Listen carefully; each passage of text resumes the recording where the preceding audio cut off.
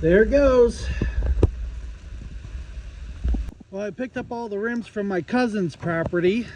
He had one good tire that was the right size. I had that tire off the bead, had him clean it, seal it, put a new valve stem in it, and I got 2 brand new steer tires.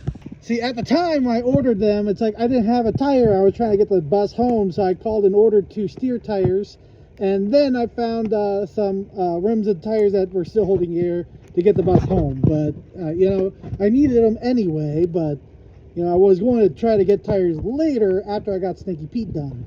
So you can see these 10 by 22.5s are quite a bit bigger than the original ones. But it's kind of what I had to do because these were far cheaper than getting like 9 by 22.5s or something like that. Like that's a 9 by 22.5 there. So you can see this 10 by 22.5 is a little bit bigger, but it should still clear the fender. It's going to be close for sure. That should not mess with the gear ratio too much. I think the speedometer will be off by like 5 miles an hour. So if the speedometer is saying 55, I'm probably doing 60.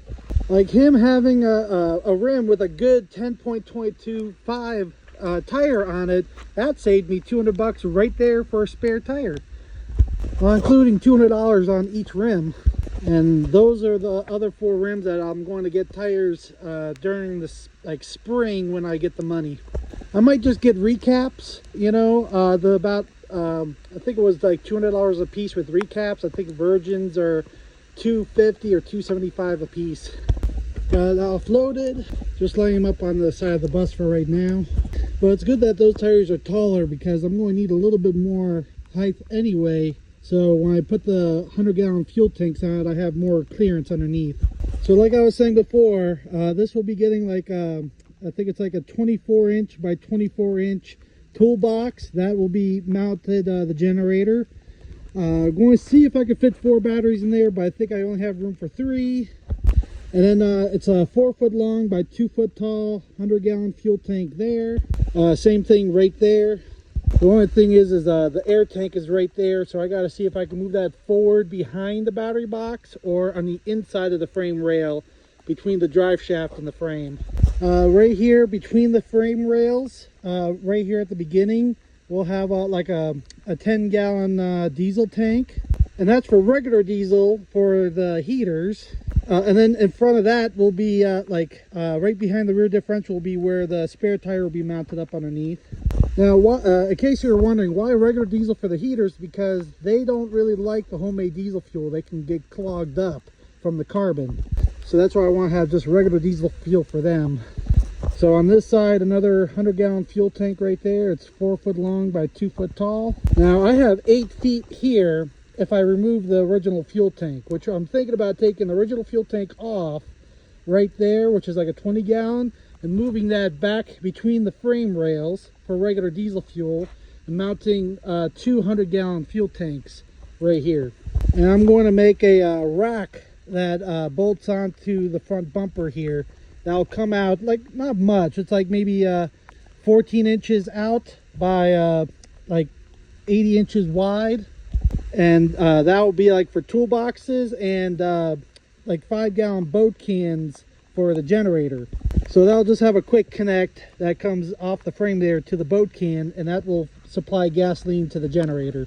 And then later down the road, once a lot of this stuff is done and solar panels on the roof, that will come down and connect to the batteries and all that. That's like after all this is done and everything is proven, it's reliable and stuff, and then I might do that. Otherwise, simply just the generator is all I'm going to use. Another thing I might do is sell my one trailer here, which is very low to the ground. It's only good for 7,000 pounds. Maybe try to sell that and get a down payment for about a 10,000 pound equipment trailer that has a longer deck. This is only like 15 feet on this trailer. Get something like 24 feet long.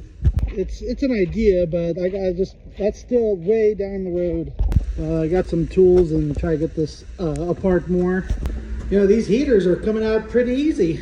Actually, a lot of stuff came out really easy. The seat was kind of hard. I think there's nuts underneath. that someone needs to hold to get that seat out. But I got the transmission cover off. You know, I can always put a manual transmission in this if I need to. Looks like all the mounting brackets and stuff are there. You know, just a future idea if this transmission goes bad.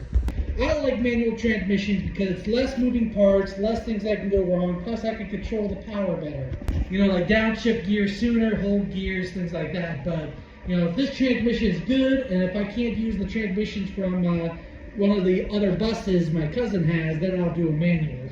So why I'm pulling all that stuff up is so I could do the carpeting. Well, I need to move the seat over anyway, but if I can get it out and out of the way, I can do a nice section of carpet right there. So the main carpet is going to go up, end right there down this line with the little trim that holds it down, and then it's going to transition into one of those like fine outdoor carpets. Well, you can see I got pretty much all the rubber matting off. This is just wet because when I unhooked those heater core hoses, some coolant came out, so it's just wet. But overall, like I thought, it's not that rotted. It's not rotted enough where I got to change anything or fix anything. But, I'm just going to put the new carpet right over top of all this and it's ready to go. Of course, I still have like under the seat there and stuff to get that matting out. And from some of those coolant hose brackets, there's I got to put some caulking in the holes. I know that sounds like a dirty joke, but it's not. Really, the only thing left is a grinder with a cutting wheel to cut off this lip that goes down the whole length right here where the seat's bolted to. And then the whole thing is probably going to get like, so like where it's like a little corroded right here at the bottom of the windows, like a little bit like a wire brush. And then pretty much wipe the whole thing down nice and clean.